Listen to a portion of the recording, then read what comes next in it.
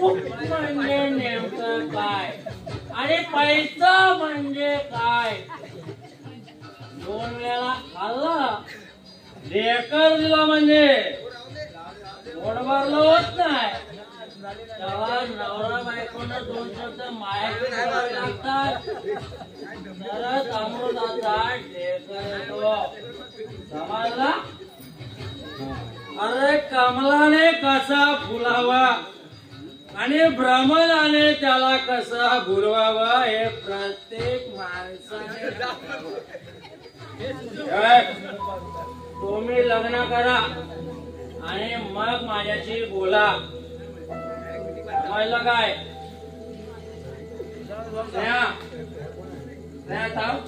अगं माझं ऐकून घे.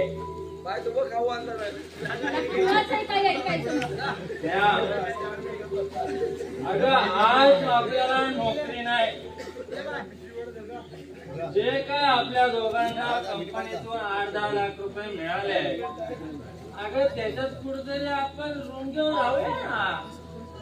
अगं मी पण दुसरी नोकरी शोधण्याचा प्रयत्न करतोय ना. काय मेहरबानी करताय?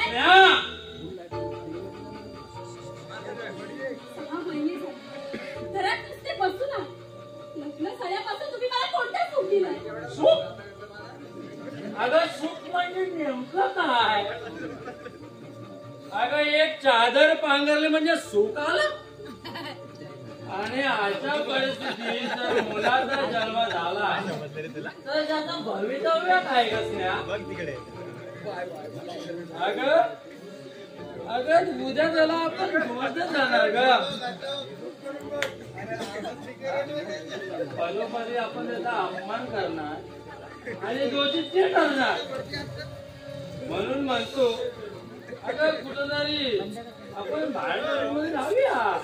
भाड्याने जरी रूम घेतलीस ना तरी मला तिथे सुद्धा राहायचं नाही.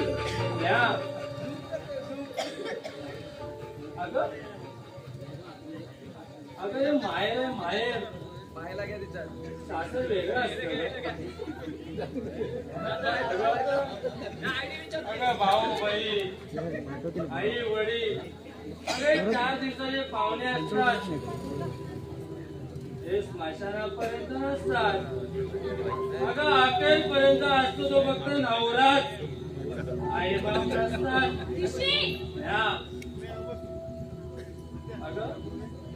अगं सासरी आपलं एक जग वेगळं जग निर्माण करायचं असतं ग.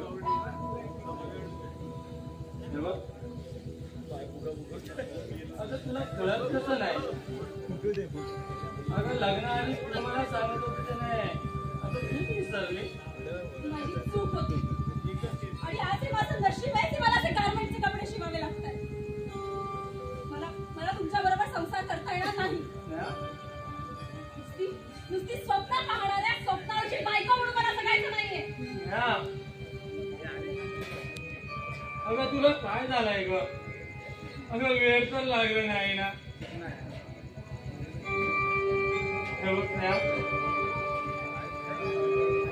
अगं माझं काय चुकलं ते तरी का?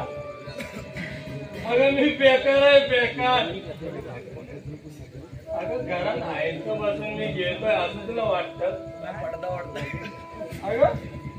अगं दर महिन्याला अभंगरे मी 10,000 रुपये देतोय. काय मेहरबानी करताय तुम्ही?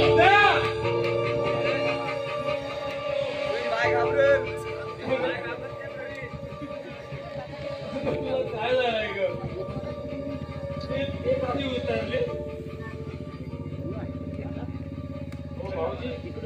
अहो काय करताय?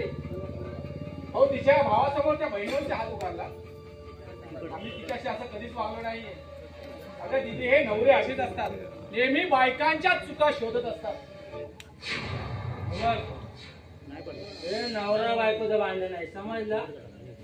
नवरा बायकोच्या भांडण्यात बाहेरच्यांनी काय घराच्यांनी सुद्धा लक्ष द्यायचं नसतो. अरे भांडतील आणि झोपतील त्याला संसार म्हणतात. समजलं? संसार मला नकोय. हा काय संसार आहे? थांब.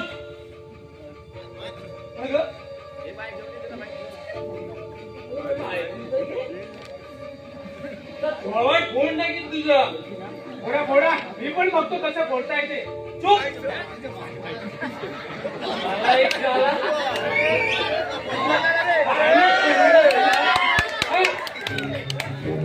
अरे ही काय तुझी दुसरी बायकी, माझी दुसरी बायको.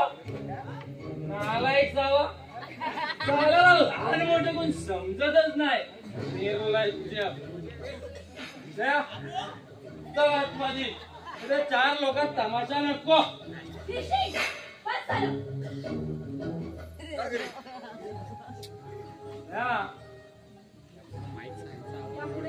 यापुढे मला स्पर्श सुद्धा करायचा नाही. अगं स्नेहा, अशी वादळ आयुष्यात येतात ग. ती उठतात आणि शांत पण राहतात ग. आणि त्याच्यातच माणसाने जगावं लागतं.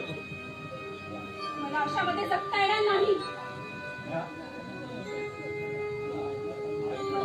मला आत्मसन्मानाने जगायचं. हे जे काही नखरे दाखवायचे होते ना, ते स्वतःच्या घरी, माझ्या घरी नाही. हे माझं घर आहे, माझ्या बापाचं.